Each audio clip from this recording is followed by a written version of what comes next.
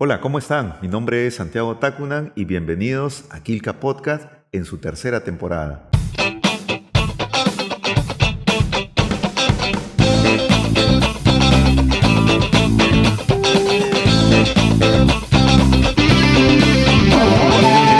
Hoy tenemos un invitado muy especial, una persona que seguramente nos va a ilustrar de muchos temas que están relacionados con la investigación, con la docencia. Tenemos con nosotros al doctor Luis Fernando Villegas Torres.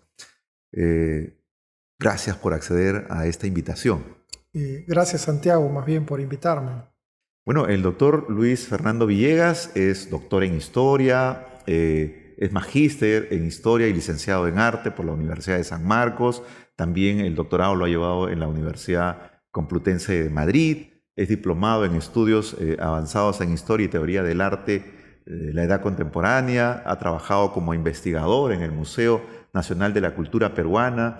Es autor de varios libros sobre arte y pintura publicados no solo por fondos editoriales como el Congreso de la República, sino también como la Universidad de San Marcos. Ha sido becado en el Perú y en el extranjero y actualmente es director de la Escuela de Arte de San Marcos y tiene muchísimas cosas que contarnos hoy día. ¿Qué campos de investigación sobre el arte peruano consideras que todavía te falta un poco por explorar, por estudiar? ¿Y por qué de pronto algunos de estos temas tienen alguna dificultad académica? ¿Es por el contexto, es por la fuente o por la forma de preparación académica de los propios alumnos?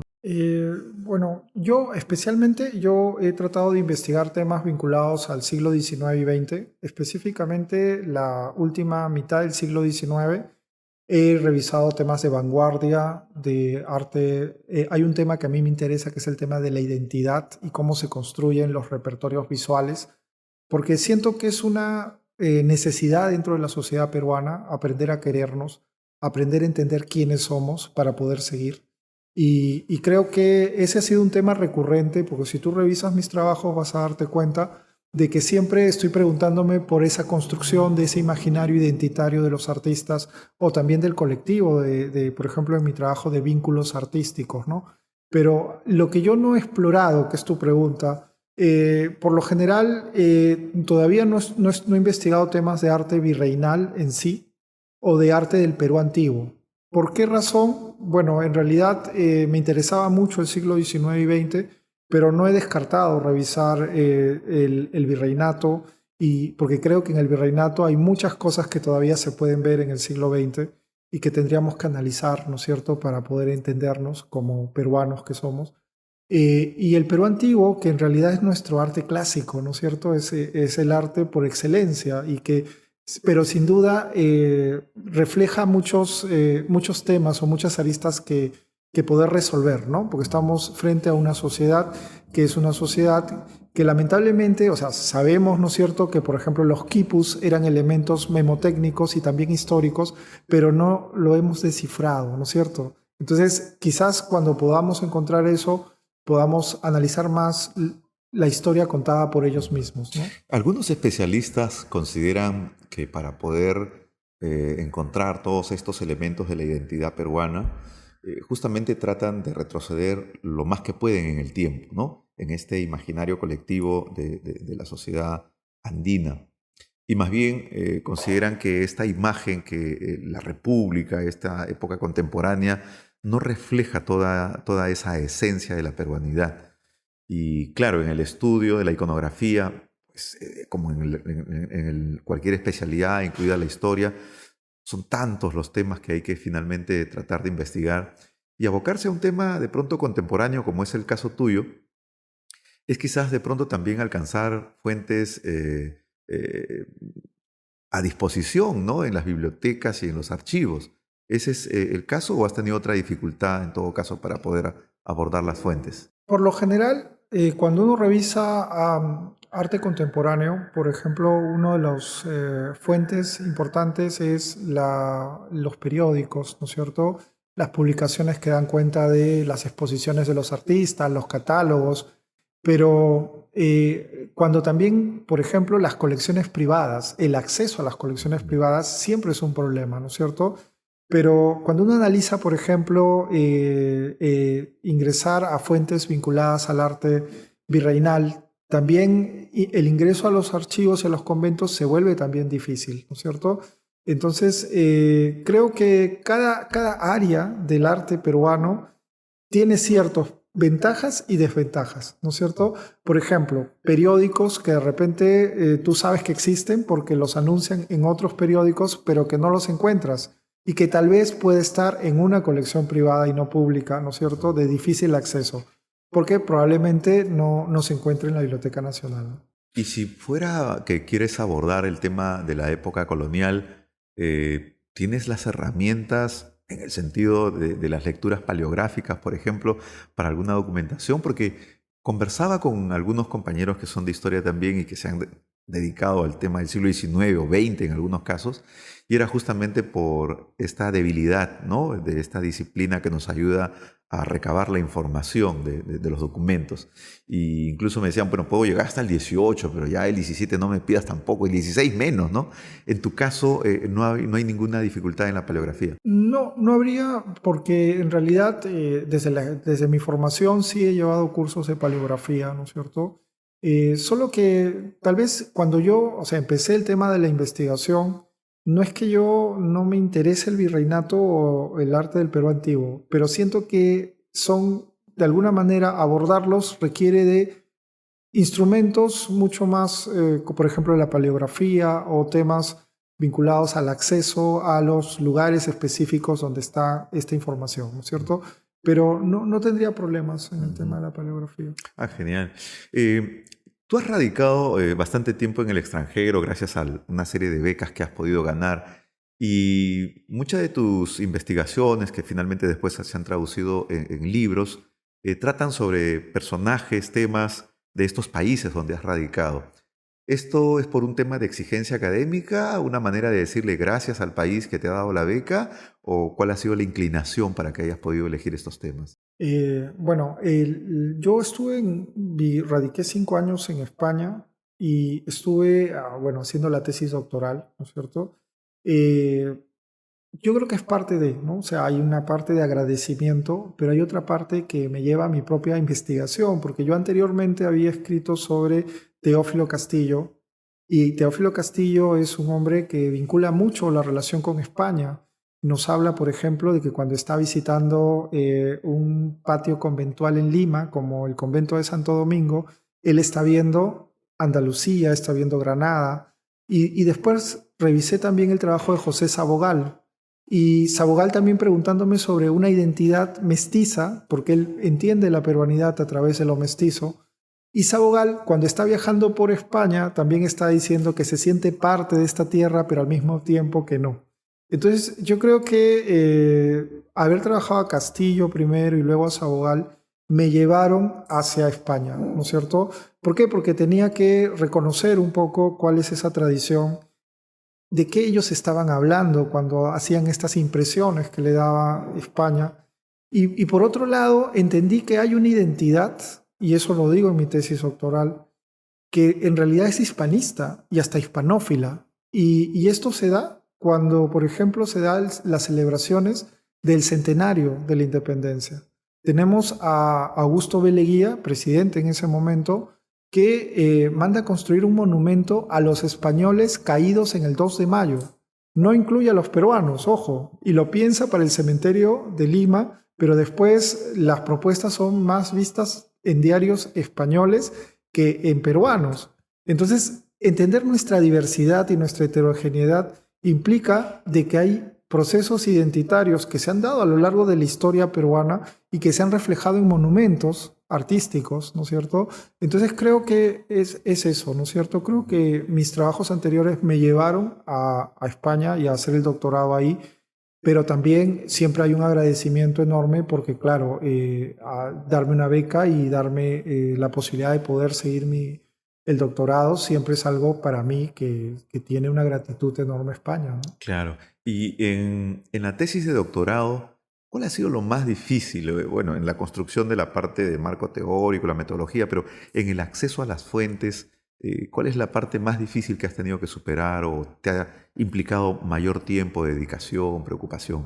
Eh, la parte vinculada, por ejemplo, a artistas como César Moro, ¿no? César Moro es un artista peruano que viaja, digamos, en 1925 a Francia. Está vinculado con un grupo español, porque yo en mi tesis trabajo los vínculos entre españoles que están en Perú o peruanos que están en España, ¿no? Y creo que, digamos, lo que une a ambos es esta vinculación con una identidad, ¿no? Una construcción identitaria. Para Moro tuve que ir, por ejemplo, a Tenerife, Espacio de las Artes, que es un lugar que está en las Islas Canarias, y tenía que ver una colección que estaba en Perú, ¿no es cierto? Una colección privada, por suerte tuve acceso a ella.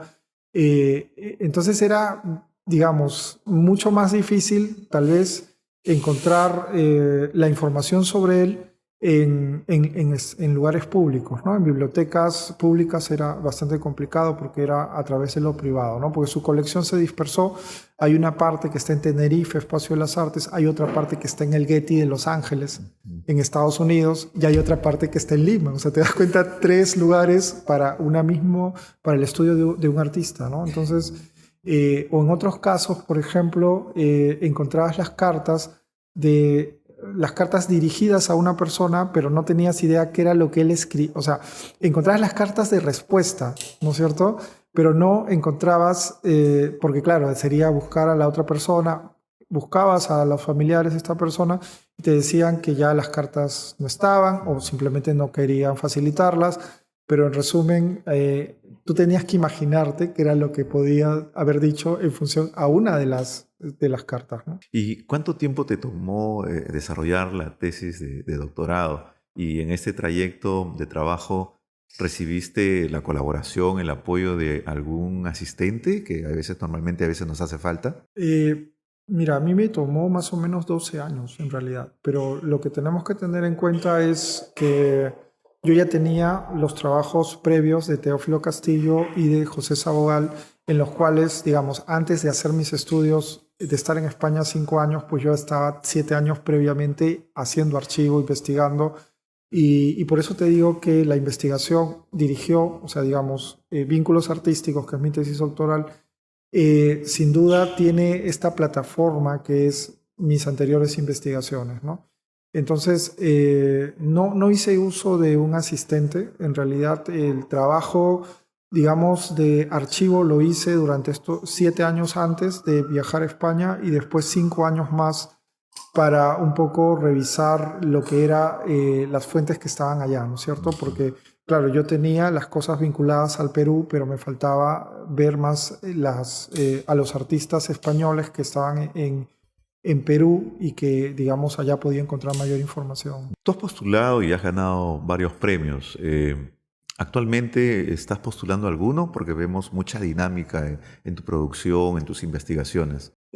No he postulado, actualmente no. O sea, digamos, ahora estoy concentrado en la docencia universitaria, soy director de la Escuela de Arte de la Universidad de San Marcos, dicto en la Universidad Católica y en la Universidad de San Marcos. En la Universidad Católica dicto en la maestría de Historia del Arte y Curaduría, y en San Marcos dicto en el pregrado y el posgrado, ¿no? Entonces, eh, estuve con estos premios, o sea, digamos que fueron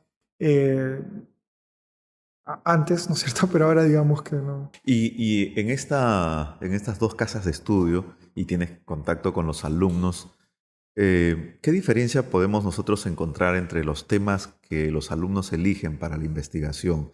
Obviamente hay marcadas diferencias en cuanto a las tendencias de cada uno de estos grupos sociales. ¿Cuáles podríamos nosotros enumerar esas? Un estudiante de San Marcos, ¿hacia dónde más se inclina? Y un estudiante de la Católica, ¿qué temas más le interesan? Claro, es una propuesta amplia, ¿no es cierto? En el sentido de que, bueno, yo estoy hace ya un par de años en ambas instituciones, y siempre encuentras algo que hay gente muy comprometida con el trabajo de investigación y con los temas que hacen, ¿no es cierto? Y lo llevan a cabo. Yo he notado últimamente en San Marcos una predisposición al arte virreinal. Y he visto a través de las tesis de alumnos muy buenos en el tema del arte virreinal, investigando sobre el siglo XVIII especialmente. En la Universidad Católica he visto más temas vinculados al arte contemporáneo, al siglo XIX y al siglo XX, ¿no? Incluso he asesorado tesis vinculadas a Francisco Fierro, Jorge Eduardo Eyelson, ¿no? Entonces, digamos, es lo que se está dando ahora, ¿no? Más o menos. ¿Por qué consideras esta inclinación de parte de los estudiantes de San Marcos por la época colonial? ¿Hay algún elemento que hayas podido identificar o nada en especial? ¿O es una tendencia que ya viene arrastrando San Marcos hace varias décadas? Yo siento que ahí hay una impronta de Francisco Stastny. Francisco Stastny fue historiador del arte destacado de San Marcos, ¿no es cierto? Fue director del Museo de Arte de Lima. Y Francisco Stastny creo que un poco introdujo los estudios de arte virreinal y de arte popular, porque ese es otro de los, tal vez, ¿cómo se puede decir? Fortalezas de la escuela de arte. O sea, tiene gente especializada en el arte popular y que ahora actualmente está haciendo investigaciones tanto en el arte popular como en el arte amazónico. Justamente ahora estamos haciendo un congreso internacional de textiles amazónicos y andinos, ¿no? Donde estamos invitando a especialistas internacionales y también profesores o egresados de la Escuela de Arte. Entonces, creo que por ahí el tema de la presencia de Francisco Stastny. Pero por otro lado, también tenemos que ver los profesores, ¿no? Que están en la Escuela de Arte, como Jaime Mariaza o Ricardo Stavridis, ¿no? Entonces, digamos que creo que hay una fortaleza ahí, por lo menos en las tesis recientes, ¿no?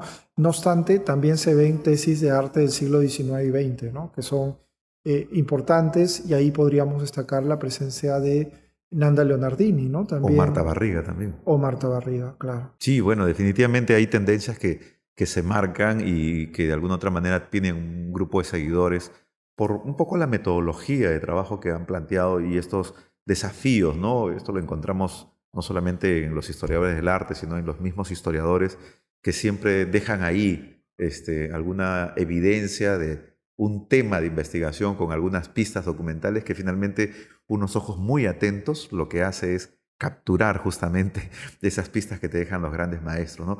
Y bueno, lo que necesitamos de parte de los alumnos es mucha atención, porque temas vamos a encontrar, pero a veces el tema de los accesos a las fuentes resulta bastante complicado.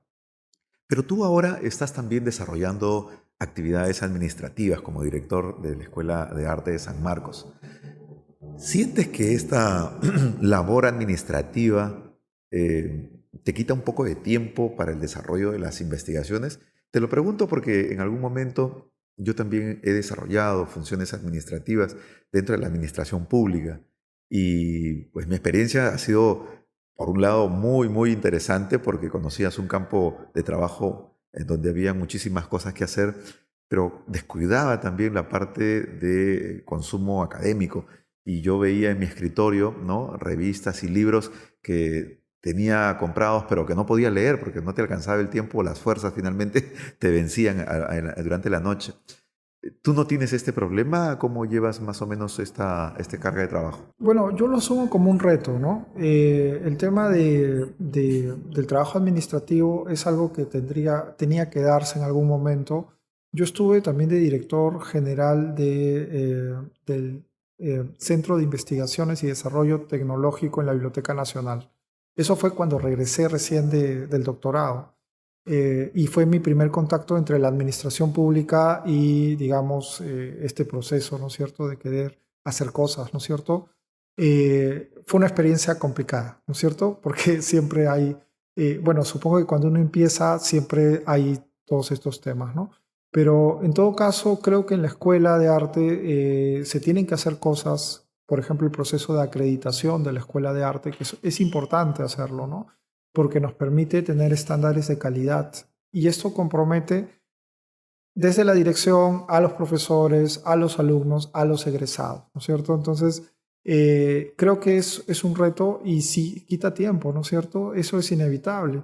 pero hay que tratar de ordenarnos y tratar de ver, ¿no es cierto?, cuáles son nuestras prioridades en este momento. Y en este reto de poder llevar esta carga administrativa y teniendo ahora la posibilidad de la experiencia de un alumno, no solamente que se ha desarrollado dentro del ámbito público, sino habiendo conocido también una experiencia académica extranjera, ¿qué sientes que hay para poder renovar en esta carga curricular, en estos cursos que de pronto hoy tiene la carrera y que a ti te gustaría de pronto que se hagan algunas incorporaciones para darle más herramientas a los estudiantes de historia del arte?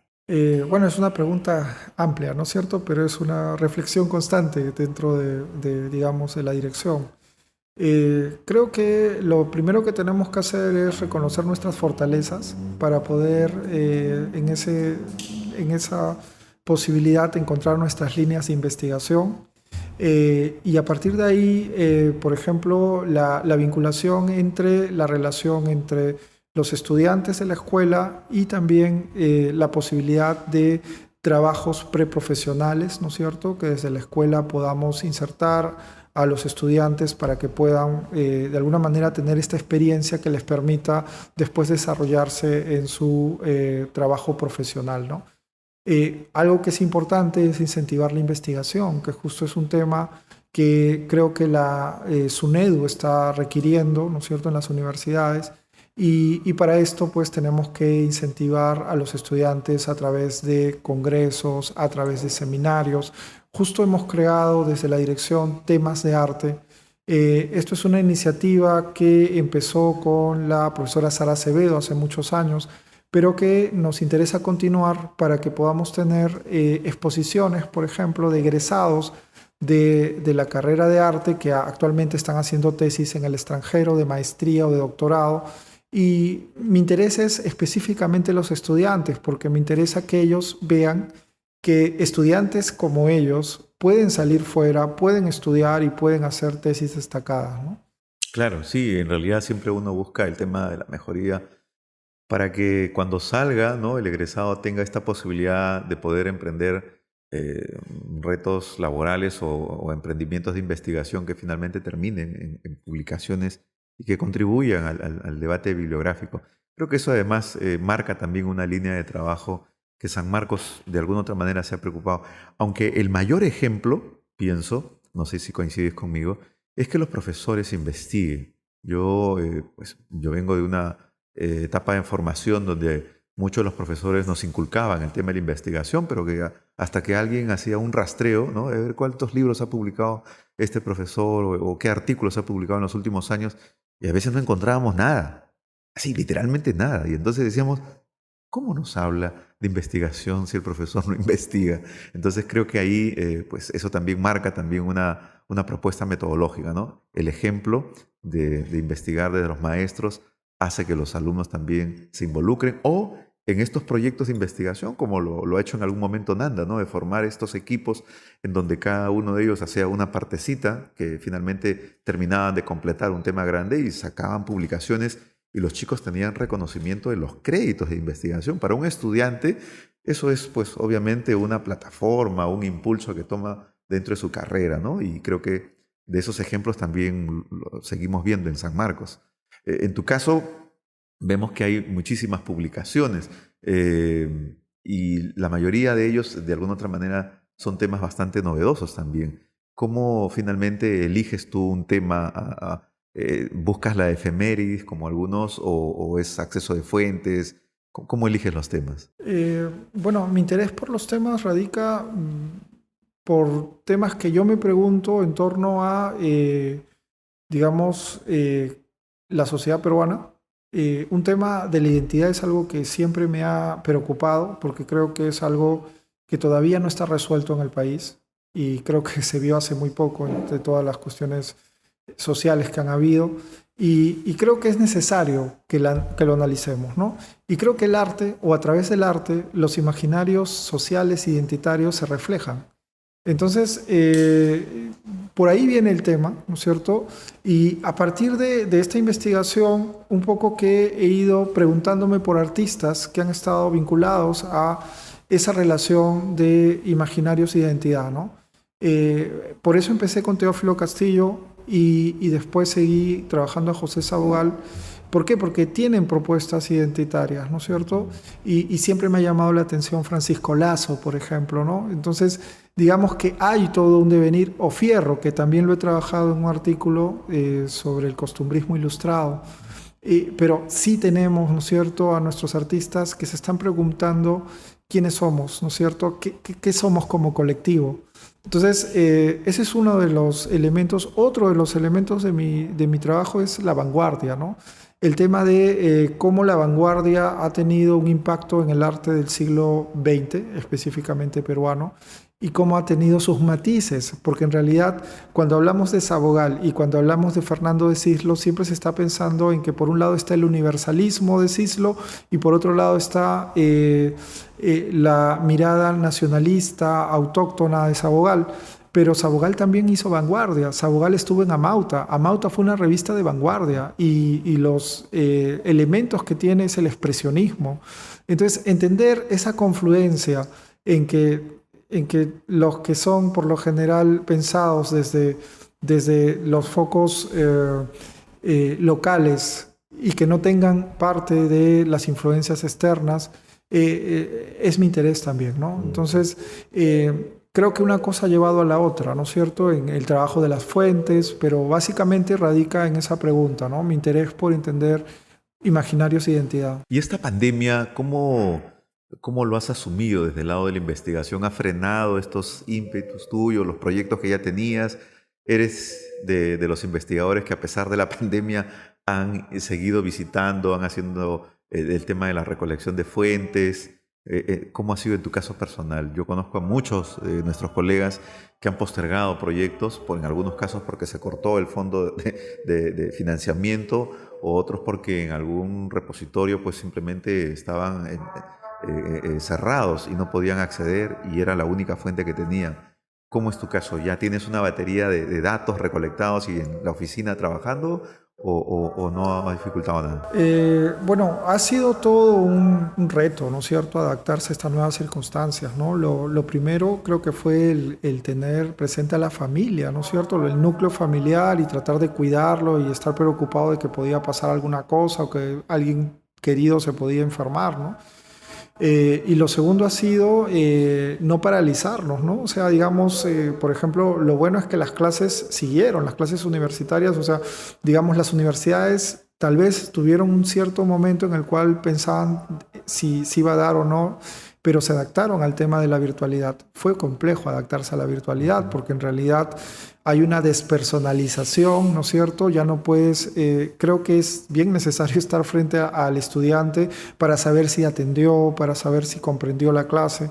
En el tema de la investigación, pues podría decirte que tengo un archivo que he revisado a lo largo del tiempo y que a mí me ha permitido ponerme al día porque tenía cosas pendientes que hacer, ¿no es cierto? Entonces he podido publicar algunos artículos, ¿no es cierto?, en base a investigaciones anteriores y en base a documentos que tenía antes, ¿no es cierto? Pero sin duda, porque claro, el hecho de que cierren las bibliotecas o cierren los archivos por temas de salud ha sido pues ese elemento que ha impedido que en muchos casos, ¿no es cierto?, se pueda desarrollar investigaciones, digamos, nuevas, ¿no es cierto? Por otro lado, también he sentido de que hay cosas que han tenido que paralizarse. Yo tenía algunos viajes para participar en congresos que simplemente se quedaron ahí, ¿no es cierto? ¿Ni virtuales tampoco? Sí, pero en realidad no es lo mismo. O sea, es como lo virtual tiene su encanto porque permite que las personas se puedan acercar de distintas partes del mundo, pero creo que la cuestión de la presencialidad es muy importante, ¿no? Y eso sí siento en falta, ¿no? El hecho de estar en una clase dictando, sabiendo que los estudiantes te atienden y están frente y sabes si han aprendido porque les puedes preguntar.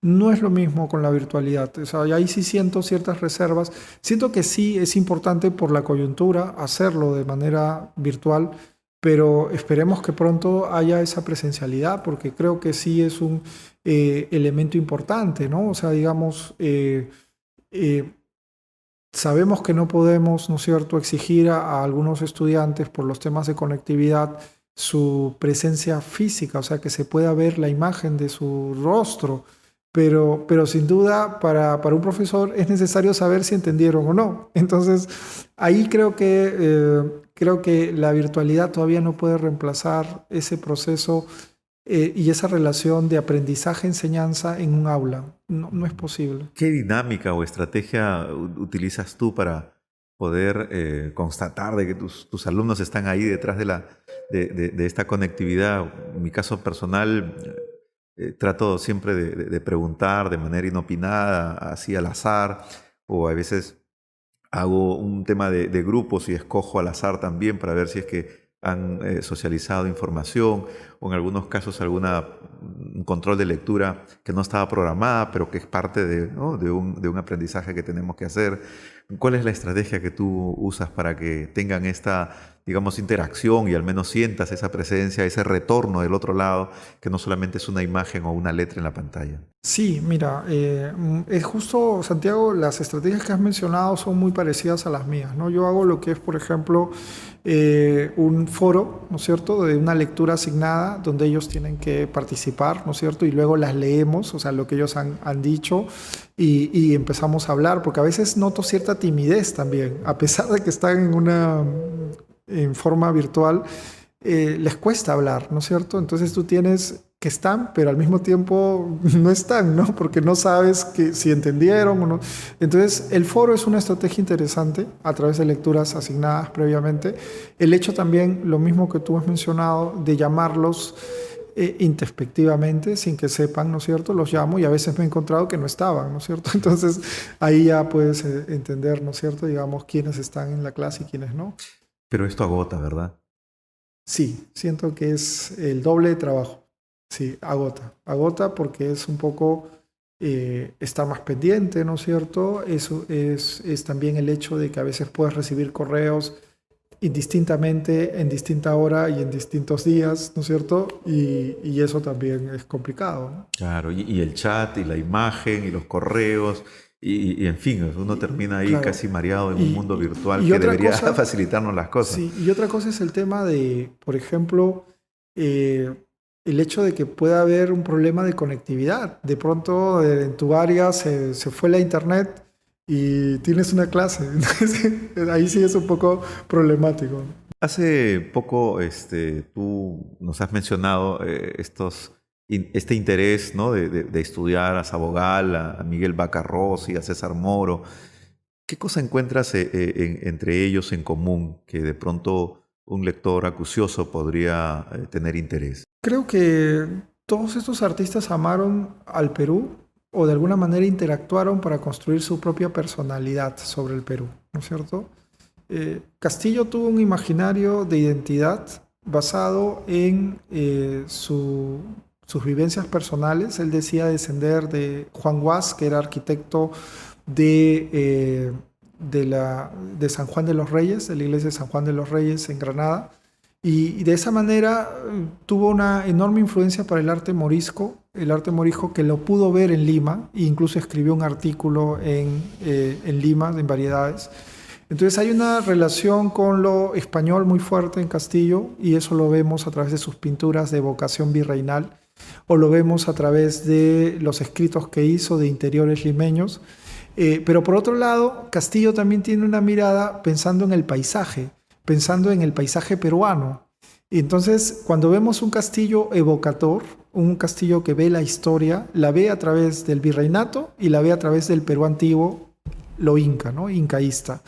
Pero cuando ve el presente, lo ve a través del paisaje y eso lo hace en la Quinta Jeren con sus alumnas, pintoras mujeres, se van a pintar a la herradura en Chorrillos o a Chosica, el natural, cosa que es bien importante porque eso México lo va a hacer 5 años después que Castillo y en realidad están pintando el natural, paisajes y después él es uno de los pocos que revalora el Perú antiguo al darle al objeto del Perú antiguo la capacidad de arte. Y luego si pasamos a Sabogal podemos entender la identidad vinculada a lo peruano, pero lo peruano visto a través de lo mestizo y el estudio del arte popular. Este arte popular es una consecuencia de una transformación histórica que se ha dado desde el Perú antiguo hasta el siglo XX. Entonces él entiende de que hay un proceso formal, estético, histórico que se ha desarrollado. Por ejemplo, el mate burilado. El mate burilado viene de Huaca Prieta. Y después se va a desarrollar, va a estar en el mundo virreinal a partir de mates con elementos donde se incorpora la platería y follajería mudéjar, para luego pasar al siglo XX cuando se ve los mates en Ayacucho, se ve los mates en Junín. Entonces él entiende ese proceso y él entiende de que las formas de lo peruano artísticas se han dado desde el legado del Perú antiguo sumado al periodo virreinal y han construido un arte mestizo, un arte peruano. Y cuando vemos a Vaca Rossi podemos entender un artista que ha estudiado en la Escuela de Bellas Artes y que tiene muy presente la idea de construir un imaginario de héroes, de intelectuales, de políticos y de darnos una narrativa histórica de quiénes son los hombres o los modelos a seguir dentro de la sociedad peruana. Y por último, César Moro. César Moro es una identidad compleja, pero es una identidad más personal. Moro no podría ser Moro sin que hubiese vivido en Lima y sin que Lima lo construya a partir de un fenómeno, como se puede decir, de construir su personalidad a partir de una ciudad que es bastante cerrada para su propio proceso creativo y personal. Ahora que mencionabas el tema del arte popular, recordaba hace varios años atrás esta discusión sobre la valía de este concepto, ¿no? Sobre el abordaje que hacía de esta discusión, si es que era arte o no era arte, esa representación de las propuestas artesanales, ¿no? Que vienen de diferentes partes de la región. ¿Eso ya está ampliamente superado o todavía hay algunos rezagos ahí que se discuten sobre el concepto? Creo que desde la polémica de Joaquín López Santay, ¿no es cierto?, cuando gana el premio de cultura y se da esta dicotomía entre artesanos o artistas, ¿no? Yo creo que tendría que estar superado, pero por lo general a veces aparecen ciertos resabios de que no, ¿no? O sea, que hay esos problemas. Básicamente pasa, y esto es sintomático, con aquellos objetos que no necesariamente están vinculados a lo universal. O sea, aquellos objetos como el arte del Perú antiguo o el arte popular que tienen lo peruano, o sea, estéticamente están incorporados con lo peruano, o la pintura cusqueña del siglo XVIII. Entonces entran en ese marco de que no son considerados arte, sino son considerados artesanía. Entonces ahí hay un problema y que necesitamos, ¿no es cierto?, tener la posibilidad de cambiar la mirada, ¿no es cierto? Porque quizás esos objetos son aquellos en los que se engloba una estética distinta a lo occidental visto desde una manera universal. Sí, te preguntaba esto porque se me venía a la memoria también, bueno, yo he trabajado con el doctor Macera 18 años en el Seminario de Historia en San Marcos y en una fecha nos recordamos que Macera nos dijo que iban a traer unas tejas Amaru. Entonces quedamos nosotros, porque no lo tenía dentro de una conceptualización de un discurso, de un artículo, algo que de pronto se me hacía muy familiar. Entonces yo en la expectativa decía una teja Amaru. Y bueno, buscaba el tema de Amaru, pues que eran representaciones así media felínicas. Y cuando trajo, era pues muy rudimentaria, pero la característica, el arte, la simbología, el mensaje, pues es una cosa espectacular, ¿no? Y entonces yo recordaba cómo no entender, ¿no?, esta producción artesanal, artística, que tiene pues una cosa de representatividad para el mundo andino que explica muchísimas cosas, ¿no? Y nosotros quedamos fascinados. Incluso el doctor Macera hizo un artículo muy interesante que tocó ahí de manera superficial eso, porque de pronto no era el momento, pero generaba esta importancia, ¿no?, de dar este reconocimiento a este tipo de construcciones que de pronto nacen de la sabiduría más cotidiana, ¿no?, del quehacer cotidiano de un campesino, de un artesano, y que lo tiene ahí presente dentro de esta religiosidad andina que todavía no ha desaparecido dentro de este mundo contemporáneo y que se ha fusionado en un sincretismo religioso, ¿no? Pero cosas como esas todavía tenemos presente en el debate, como bien lo refieres tú. Sí, es bien importante y qué interesante que menciones a Pablo Macera, porque en realidad es un reconocimiento. Él hizo mucho por el estudio del arte popular, tradicional, y justamente sus investigaciones están vinculadas a esto, ¿no? A entender que somos una sociedad heterogénea y que dentro de esa sociedad heterogénea hay una trascendencia histórica que hace que esa teja Amaru, ¿no es cierto?, tenga una importancia enorme para poder entendernos como parte de una sociedad como la que somos, ¿no es cierto? Somos cultura madre, somos heredera de 5.000 años de historia. Y eso está inmanentemente en los procesos artísticos de los artistas peruanos, ¿no es cierto? Pero lo que nos falta, ¿no es cierto?, es tal vez entender, y esto ya lo dice desde la crítica de arte Juan Hacha, la posibilidad de enunciarnos desde nuestro propio proceso estético. Entender nuestro propio proceso estético, que no es igual al europeo, es una de nuestras grandes, una de las cosas pendientes, ¿no es cierto?, para poder entender esa complejidad, y creo que Macera lo hizo de alguna manera a partir del estudio del arte tradicional. Claro, y en esta complejidad además entender también que hay algunos sectores negados, no solamente de los afrodescendientes, sino también del mundo amazónico. Yo me recuerdo cuando él intentaba recabar estos testimonios de los shipibos y de algunos grupos culturales de la Amazonía, entendían pues que no había ni siquiera museo. Te estoy hablando de hace 20 años atrás. No había museos, ¿no? Hasta ahora creo que hay una propuesta museográfica muy elemental. Por eso que cuando te escuché al inicio que estás desarrollando un congreso sobre el tema de la textilería amazónica, me pareció fabuloso, porque pareciera que en el siglo XXI estamos nuevamente intentando descubrir esta región culturalmente hablando.